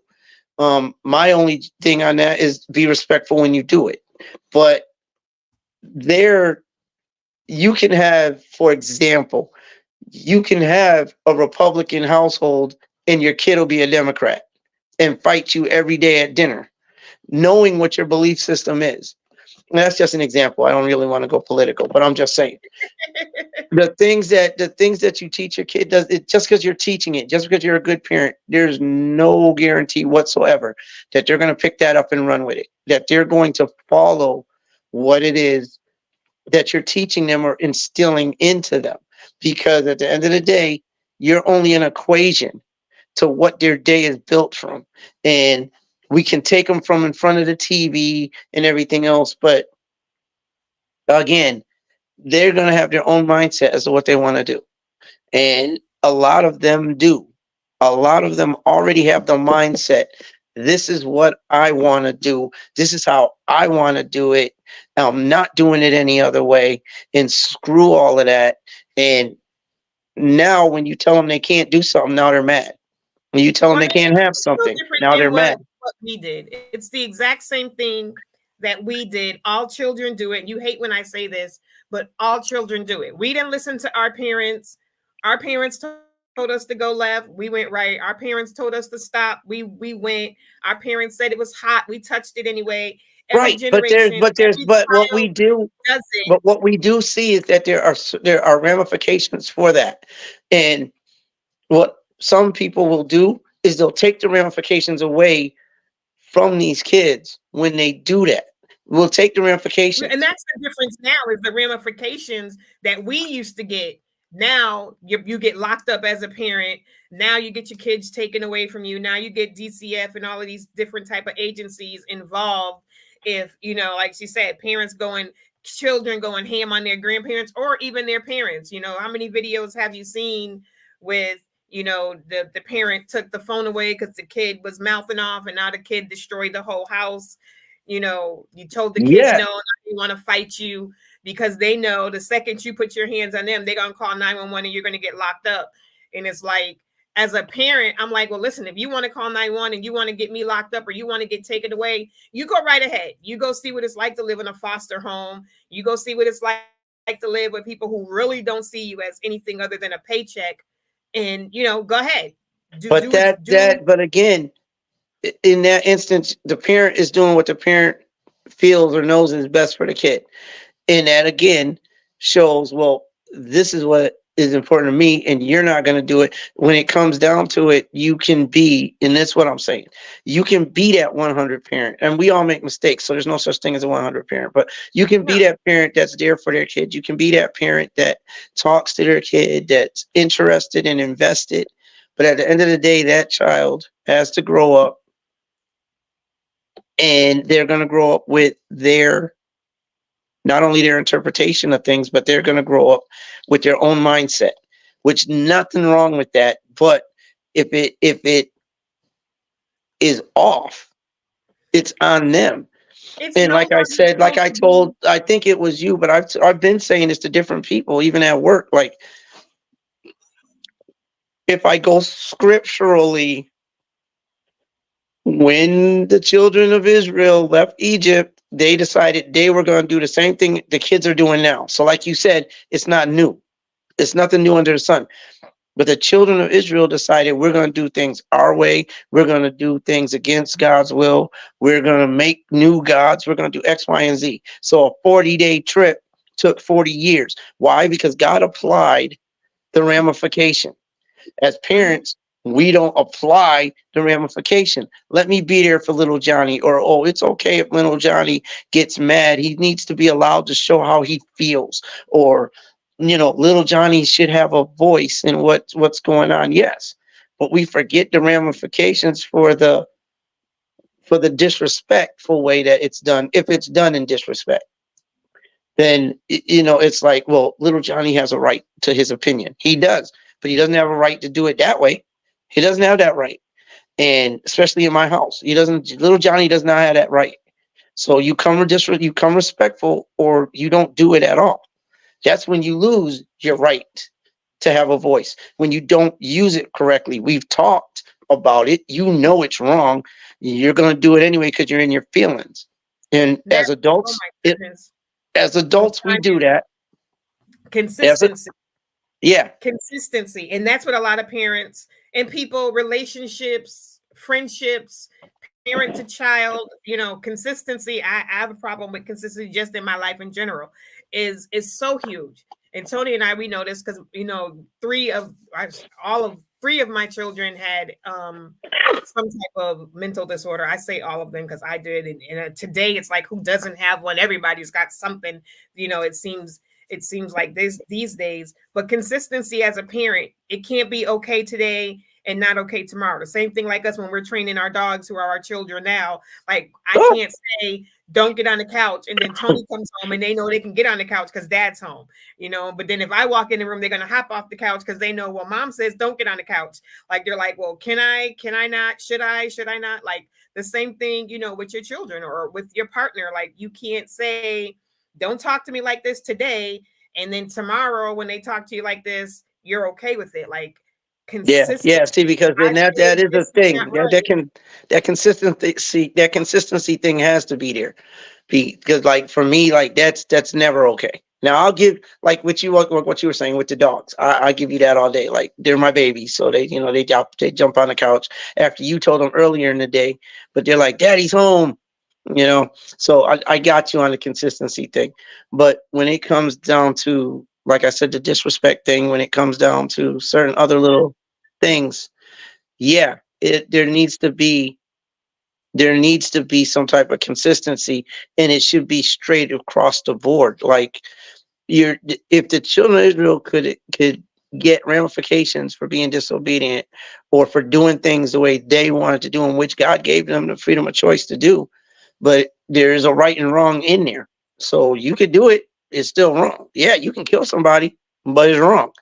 Yeah, you can steal from somebody if hey, if that's what you want to do, you do it, but understand it's wrong. I'm not going to pamper you because you did it and you thought you just had a right. It's wrong. If you And know it's given, wrong, as Latanya said, again, she's coming up with all the good ones today. Demonstrative. I know I probably still screwed that word. Is basically walk the walk that you're telling your children to walk, or that you're telling your partner to walk, or whoever. Like, be the example. You cannot tell your and this. I've always said this. Don't tell me to do something, or you don't want me to do something, or you prefer me to do something, and then you don't do it. Is yeah, it so yeah. it's not a rule for you, but it's a rule for everybody else? Like, no. If you want no dishes in the sink, you better not leave the dishes in the sink. Listen, If you stop want talking about shoes my off, rules. Don't be bringing up my rules. Don't be bringing up my rules. Okay, you ain't gonna get me with my rules. You're not gonna do that today. We're not I doing that wasn't today, boo trying to boo. use your rules. I was just saying. We're gonna do that, boo boo. No. But like, people don't want to be an example. They don't want to walk by example. They want to, Right, like she right. said, declarative. They want, because we grew up with that, do as I say, not as I do. No. I Yeah. remember that commercial from way, way, way back when. It was like a weed commercial before weed was legal. It was like the father found drugs, like a little drug box with weed, and his little teenage daughter had it. And he was like, "Where'd you learn how to do this?" And she didn't want to tell him. "Where'd you learn? You know drugs are bad. You're not supposed to do this. Where did you?" And she was like, "I learned it by watching you. I learned it by watching you." And that has always stuck in my mind as, yeah, he may have told her drugs are bad. He may have told her don't do drugs, but she sees him doing drugs. So it can't be all that bad if my dad is doing it. Like, how you going to tell me not to do something, but you do it? How you going to Yeah. tell me don't And, yell at and, you, and I but agree. you I yell at agree me? with y'all. I agree with y'all with that. Makes perfect sense, and it's right. There's nothing wrong with it. At the same time, there's still ownership to stuff. So just because you see somebody else do something doesn't make it right for you to do, especially if you know it's wrong to do. But you can't know it's wrong. If my parents tell me don't do X, Y, and Z and they're doing it, it must not be wrong. Because why are you No, going to tell no, me no, something's wrong to no, do, but you're no. doing it? That's It can't be no. wrong. That's not. No, that's not necessarily From a true. child, you're talking as an adult, but I'm putting, you have to put it in a child's mentality. A child's mentality, you teach your child what is right and what is wrong. So if you are telling your child stealing is wrong, but you steal, they see you stealing. In their mind, it can't be wrong because my parents don't do things that are wrong. So No, if no. my If parents your are kid, telling me it's if wrong, you're talking about a single digit kid, yes. If you're no, talking, yeah, no, but no, that no, no. single Listen, digit kid listen. has grown No, up no, listen. watching this If age. I tell, if no, no, because at some point, at some point, in a lot of instances, there is that logic and there is that knowledge that what you may be doing is wrong. If I tell them don't steal, they know stealing is wrong. That's a No, they given. don't. No, How no, don't they they know it's don't. wrong? They No, know no, that you no. told It, them. They know that you told that. So that's saying that a person who grew up racist should so know you're that telling me, racism is wrong. wait. Okay, in some instances, then, so we can go there. But I'm saying, if you're telling me that a teenager doesn't know it's wrong to steal, If they grew up in a household where stealing was part of what they did, to them, this is what is normal. Just if a like people teenager who goes in the just store, like if a teenager went in the store and grabs something off the shelf, they don't just walk out with it. They hide it. Why? Because they know it's wrong to just take what I'm without saying is paying. it's what they know as part of their life. You cannot you can't talk out of both sides of your neck, as you like to say. You can't tell me it's A and then also tell me it's B. It's got to be one or the other. If you're telling me it's wrong, then you, as my parent, ought to lead by example and not do it. That's just like I got I that. watch all the crime You're right. shows, and you get in these things where the family does stuff and the child sees it as normal because, well, we this is what our family has always did. My dad has taken women off the street and brought them home and unalived them. This is normal. This is what our family does. So when a child grows up and they get to a certain age, dad says, your time to go out and find one. The kid doesn't see anything wrong with it because this is what they've grown up in. So if you are talking out of both sides of your neck to your child and you're saying, don't do that because that's what them nasty thought type girls do. But since I was 2, you was playing this music that says drop it, bop it, bend it over, do all of this, and laughing while I dance to it. You're giving me 2 different messages. As a But the parent, your message has to what the be message to me sounds like is it is okay. So I'm doing this. I know it's wrong, but at the same time, you do it. So now that hands off justification to me for doing it. That's all it does. It's not saying that it's right to do or that I'm understanding that it's right to do because you do it. It's saying as long as you're doing it and you're my parent, that gives me justification for doing it because you're doing it and you're my parent. That's what that does. And you can't confuse that with right and wrong. The bottom line to it is half of the stuff that's done, yes, they know it's wrong. They know it's wrong. Now, do they do it because they see mommy and daddy do it? Okay, but that's their justification for doing it. Not theirs. That's not them saying it's okay to do, it's right to do.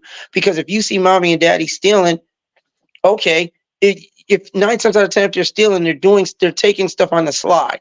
If you're doing it on the sly, and we're just using that one as an example, but if they're doing it on the sly, then that means they know it's wrong. If they know it's wrong, that right there, the way that it's being done lets you know it's wrong. You know it's wrong. But justification says, mommy and daddy are doing it, so I can do it. Because they recognize us as being their teacher in how to do things. well, Whether or that's not what, it, but that's what we're talking about. We're whether or talking not about it's leading right or by wrong, example. We're I talking got about that. leading by example. I And you got can't that. put it all on the child. We're talking about a child. We're not just talking about teenagers. We're talking about an example that has been taught and shown. People do more of what they see than what they just hear. So you as a parent, if you ought to, like you said, write it down, make it plain, make it plain, make Well, it see, the plain. Don't government be does the giving same. The your government children, does the same thing. The government does the same thing. If your kid does something wrong, they look at you because the thought process is your kid where did were it, you? so it has to be your fault. But you're not necessarily, you may not necessarily be at fault for that. And No, even if they do something and the government wants to blame the child, my point, the government still charges the child. They accuse you of not being that good parent, but they still charge the child for the act.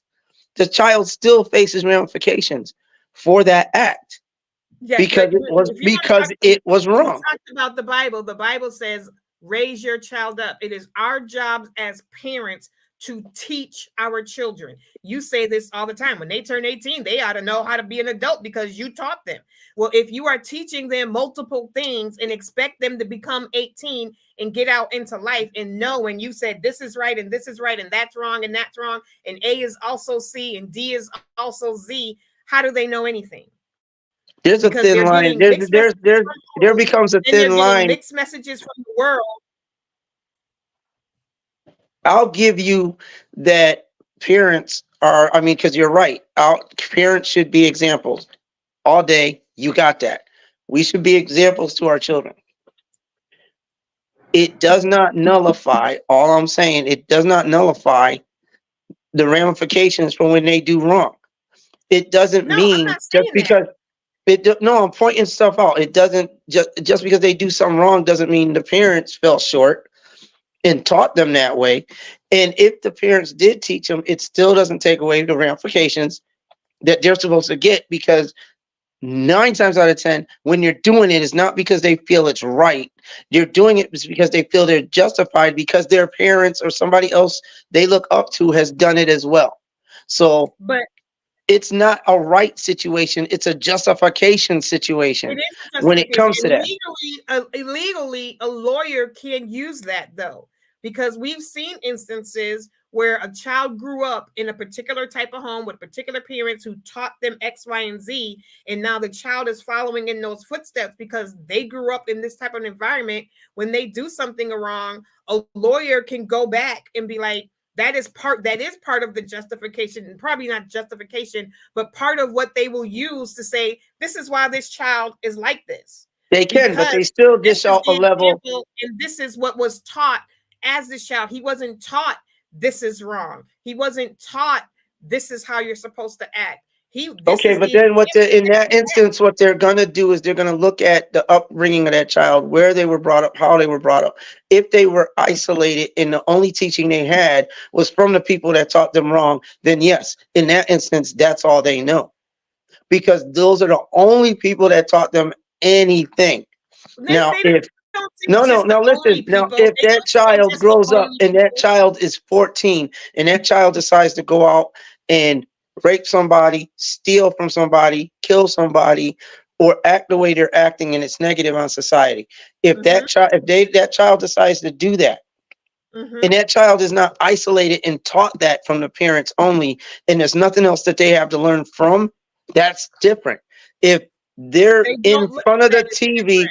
if they're in front of TV, as you nicely put earlier, this is one of their learning spots. So if they're able to watch TV like they want, if they're able to go to school and be around other adults and other children, they're going to get a variation of knowledge from all sources around them. They're sponges from young ages up to teen. So they're going to some degree, they're going to know what's right and wrong. And the justice system will look at that and say, yes, the parent is ill, but where else is this the only influence that this child has had? If they're homeschooled, they're not allowed to go outside, they're not allowed to watch TV, all that other good stuff. All they've got is their parents, period. And this is the type of situation that they've learned, even if it's an occult type situation. They're learning that it's a society learned environment type situation, even in that. So these kids are learning what's right and they're learning what's wrong.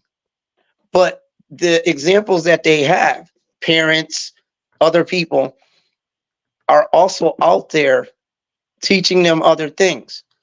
Yeah, but So the school isn't teaching you that. The school teaches you how to read, how to write, in American history. It doesn't teach you the that schools are unaliving people is wrong. It doesn't teach you that, sex without consent is wrong. Those aren't lessons that are taught in school.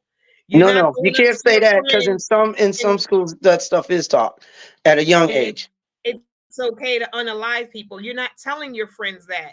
So there are and that's people not who what may I'm. be out in No, no, society. No, you said that outside influences. You said if okay. they Well, only have outside the parent. influences. If you don't, if the Okay, kid doesn't have the love that they feel they should have at home, what do? They go out and they get it from somewhere else on the streets. And a lot of not times with urban, always, not with always, big. You I can't didn't even say say always. always. I And didn't say always. But who's listen to to what I'm say that they saying. don't feel loved? Just because their parents do these types of things doesn't mean that they're not treating their kids with love and kindness. It I didn't just say means that that they have either. a I twisted didn't say that sense. either Okay, because I've been speaking against that. But what I'm saying is, at some point, you right. do know Kids compare at some everything to what mommy and daddy says. at Yes, some point you kids do compare know things. right from wrong. At some point you learn it, unless you are isolated. Is what I'm saying. There are some things. There are some things in life you may not know. There are some things, but for the most part, when you do something that's wrong, that's outwardly wrong, you know it's wrong. Now, the one thing that I can say, like when you mentioned being prejudiced, you mentioned, you didn't use that word, but basically racism, that can be taught. That's a taught, Hmm. and you're normally getting that from home. You normally, but you Right. can also get that, but you can They don't also go get out it, into society and see it as wrong. but you can also get it from outside influences. And again, Yep. you can be taught that all day long. And then when you get to be 16, 17, you get with your friends and y'all decide you're going to hang somebody.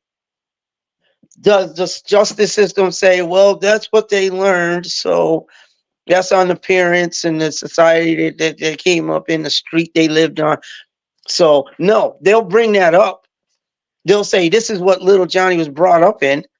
They'll say this is what little Johnny's parents were like, and this is what he's known all his life. But at the end of the day, little Johnny and his three friends still hung somebody. So at the end of the day, little Johnny and his three friends still have to face ramifications for that. And Not the I'm not parents. saying that any of that stuff doesn't happen. That's not what I'm saying. That's not what I'm saying. What I'm saying is that um woo, what I was saying. Well, Fred said even isolated folks know right from wrong. And I say some isolated folks know right from wrong. Not all isolated folks know what is right. They know what they have, especially if they're isolated, which is why you get those cults and things. They believe what they believe because they're isolated. This is what they, Mm-hmm. this is all I know. If like Tony said, if they're isolated, they homeschool, they don't go out, they don't do stuff, they only do certain things with parents. Where they go, they only go with people who believe what they believe. Then this is your world, this is your environment. Even if they take them out into public and they go to stores and they see people acting other way, they may watch TV, maybe they're choosing the shows and things that they get to watch. There are levels to isolation into what they call it. Like you said it earlier, um when you were talking about Sybil, groom. When you are grooming a child to be a particular way, Mm-hmm. your influence on them is to teach them this is right, this is Mm-hmm. okay. Society may say this is wrong. We might go to the store and you might see kids doing this and that, but those kids are wrong, those parents are wrong. That's all wrong. So that's what you're taught, and that's what's ingrained in you.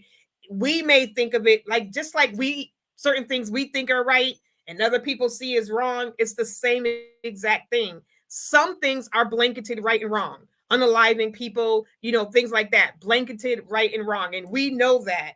But if you grew up in a different home or in a different environment, you may not see that as wrong, even though it is, because that's what we do.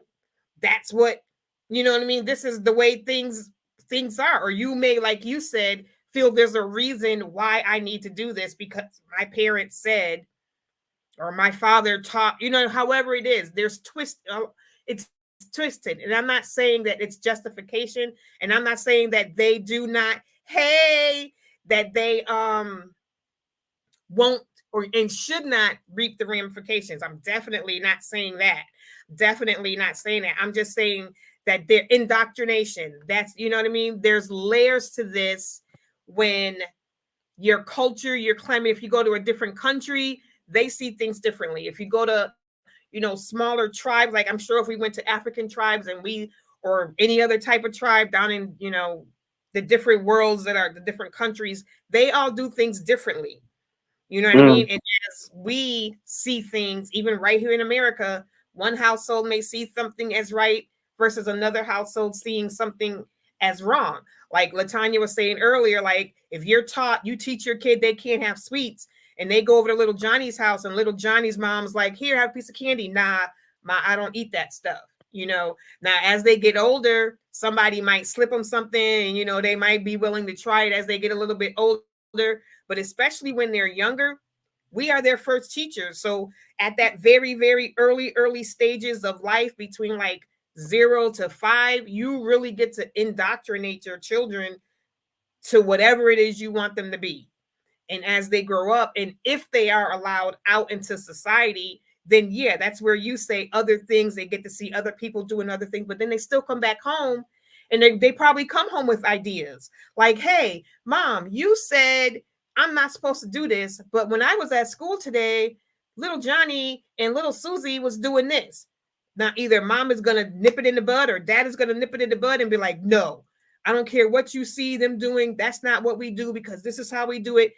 You know what I mean? So it gets reinforced. So you may be out and you may be in school and you may do all of these different things, but when you come back home, you're going to get that indoctrination, that mindset is going to get reinforced at home to what they want you to do. Now, like you Now, said earlier, now, with me, all I'm saying is this: there are ramifications, and yeah, there is right and wrong, and as you've admitted, it's not always about the parents being wrong or they didn't do their job. no, I'm gonna be and I'm gonna be an advocate for that because what I'm seeing in the young people now, what I'm seeing with my, and I'm gonna throw it out there, with my 50 some odd year old eyes, it's nothing like what I've ever seen. And what's happening now is they're being taught to have a voice, which is fine, but they're not being taught how to have that voice because they're being disrespectful with it. They're being ignorant with it. They're being arrogant with it. And a lot of parents out there are like, well, little Johnny's got to have a voice. I don't. If little Johnny wants to have a voice, then let him teach him how to have it correctly. Because you have fathers out there that'll be like, oh, Susie, she has feelings and she just that and the other. But then when Susie comes off the neck, off out of the side of her neck to her mother, and her mother jammy slaps her, now mommy's wrong. But you didn't teach her how to come correctly. So now she's coming any old way. And it's all in the name of her having a voice. No, you don't just blanket statement by saying they should be allowed to have a voice. They can have a voice. They can speak their opinions, but you better come to me correct. That's all I'm saying. And there are ramifications it has to for be taught though. that's what Coming I just correct said. has to be But taught. that's what I just said. They need to be taught, and they're not being taught. They're just being allowed to do. And a lot of people, as you pointed out, they'll do it. They'll start it when it's young, and they'll laugh it off and say it's cute. And then Hmm. as it gets older, now they can't control it. Yes, Normally, child how you to have properly. certain people who allow their kids to swear at them and everything else. Don't do that. I had my I had my 20-year-old son come upstairs and he was talking in general and he was throwing around an F bomb. Now, he wasn't doing it directing it at me. We were having general conversation. But I told him, yo, yo, yo, yo. That's all I had to do. Yo, yo, wait, wait. He's, oh, I'm sorry, I'm sorry. You don't do that. Don't do that. Like there are times and places for things, but there's a way to do everything. And the disrespect level is crazy. There's no, they do not believe in ramifications. They can go and beat somebody down and then look at you when the cops come their way. Like you just did something that you weren't supposed to do. Why don't you see a And like I said, ramification? Why don't you understand there are ramifications for the stuff you do? And well, because if you that's being like you said, not being taught at home, the lack of ramifications early on, because we can go gentle. We can go you gentle. can't let them get away with stuff, and then when they're 10, 15, start to try to implement ramifications. You can't allow disrespect. You can't allow them to talk to you any old kind of way. You can't allow them to raise their voice and throw things and throw temper tantrums and then get what they want and then all of a sudden turn the water off like, nope, sorry, you can no longer allow this. Like, Right, right, right, no, you can't do that. right. And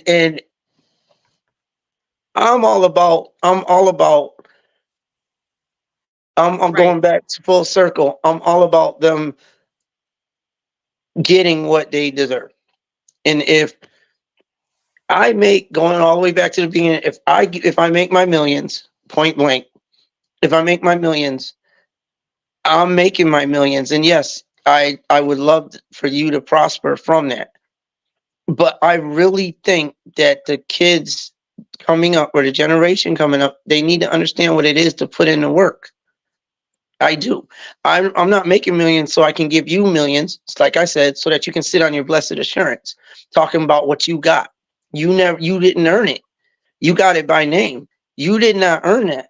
You didn't do anything to get it. And now, if I tell you go out and get a job, you're like, well, why I gotta do that? I got millions. But Listen, at some point you need to learn. They need to understand what it is to earn something to do for themselves and get on their own. We can help them. We can do for them. But to a degree, they need to learn what it is. They can't even teach their own children if they don't learn it themselves. Understand what it is. I'm not preaching that children should have a hard time at life. I'm not saying that. I'm not saying that every child out there that you have should struggle to learn that the I'm not saying that. I'm saying get out there and do your best to achieve what you want to achieve in life. Do that for yourself. I'm willing to help somebody who's willing to help themselves. They used to say that. They used to be like, God helps those who help themselves. You don't, and I said that in the beginning when I talked about New Year's resolutions. Like, don't just make the resolution and then sit there and wait for it to fall in your lap. All year long, you're waiting for a resolution to come into play, but you haven't done anything. I want to lose weight. That's my New Year's resolution. But you sit on the couch every day, all day long, watching TV. You don't get up and do any exercise and you don't do anything. So, how are you expecting any change? How are you expecting to? But those that do it, when they do it, they what? They respect the results. They get out, they go to the gym. Now, look at me. I done lost 25 pounds because they did the work. So they understand what it is. They can feel proud of themselves and proud of the effort they put in. And then it makes them want to put in more work to achieve the things that they want because they know they've done it. The proof is in the pudding. But Yeah, I this mean, and generation has to be taught that we can't just keep giving them every time they fall. We don't allow them to get up on their own. We don't allow them to know what it is to learn how to stand for yourself because, oh, you fell, let me get you back up. But a lot of times we even told you there's something there. You're going to fall into a ditch. Don't do that. I'm going to do what I want to do. Okay. now, Simone, Then as soon as they fall in the ditch, can you help me out the ditch? Can you help me? I tried to help you not get in the ditch in the first place. That is such an irritating thought to me. Like if I'm telling you, don't, it's right there. I'm showing you it's right there. Don't go over there. I understand they need to learn for themselves. That's fine. But if that's the case, then I need not tell you about the ditch. of our I need not tell you screen. about the ditch because you're going to do what you want anyway, which is what a lot of this generation is doing. I'm going to do what I want to do regardless. I'm telling you, get a job. I ain't doing such and such and such. Why? Why? You got to start somewhere. Your first job, you expecting to make millions. It's nice to dream like I do. But if Yeah, you're we say got I don't 16, you we keep 16 and you going in out and there, you out, got to get, yeah. Ugh. It's irritating. Tony. Huh? And we're at 12:58 and Okay. we're going in and out. So I want to make sure that I get a couple of these comments read. Simone was saying, I feel as though adults feel as though they can talk any kind of way and expect children to just accept it. And I don't feel that's fair because children have feelings too. And that's always been my point is why do parents think I could do whatever I want? Like I've always said, children are like, we think we can yell at them, we can scream at them, and they have to respect us. That goes back to that act showing, leading by example. I'm going to talk to you the same way I want you to talk to me. I'm not going to disrespect you because I don't expect you to disrespect me. I'm not going to do this to you because I don't expect you to do this to me. You're not the only one that feels like that. You're definitely not. Latanya said, don't let them use having a voice as an excuse to do or just say anything. So, as Tony was saying, yeah, they can have a voice and they have a voice. And this goes back to like Latanya, you were saying earlier about mental health in the household. Children are not taught that they have any rights until they turn 18. You don't have any rights. You're just here to exist, to do what I tell you to do. When you turn 18, you can do what you want. This is literally what we tell our children. You don't have a voice, you don't get an opinion, you don't have anything. And then we wonder how when they're adults, they don't know how to communicate, they don't know how to do anything. They get into school, they don't, because at home they're told to shut up and just do what you're told to do. You don't have any rights here. Yes, they do. Just because we gave birth to them, we're your parents. You got to do what we. And then when they get in a job, they're told the exact same thing.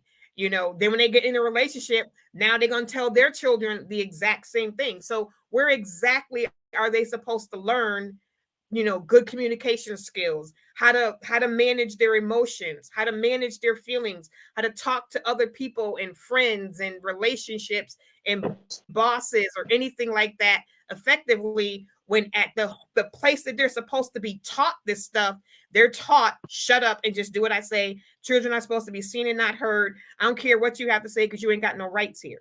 You're just a child. I don't care what you say. Like, this is literally the parental mindset. Frederick said we have to teach our children, one, how to understand the power of their voice, two, understand the effects of using your voice, three, allow space for honest, respectful dialogue, which goes back to what Tony and I were saying. I was saying you got to teach them that. Like, you Mm-hmm. can't just expect them to know how to be respectful, especially if you are not demonstrating respect to them. They don't, at 1 years old, they don't know what respect means. They want to say no to everything because children, as they come into their own, they're going to test the boundaries. That's what all animals do. As you know, that's what we do. And I'm not saying it makes it right, but that's how they learn. That's how we learned. We all learn. You learn how to walk by falling and getting up. If you never want to fall, you're never going to learn how to walk, right? So you got to go through these things. You're going to test. It's hot, don't touch it. I don't know what hot is. You're just saying it's hot. What's hot? It's hot. Don't touch it. Well, what's hot? You know what I mean? They don't know these things. Hot water, cold water, give them some hot, what I mean? There's things that we could do as parents to teach our children and help them along, but we don't because we were taught the same exact thing that we teach our children, which is shut up, do what I told you to do. You ain't got no rights. You're just a child. Nobody cares about what you're thinking. Just do what I say. Frederick said number 4, understand that their voice matters, which we definitely do not teach our children that their voices matters. They don't feel heard. Number 1 complaint of children is that they don't feel heard.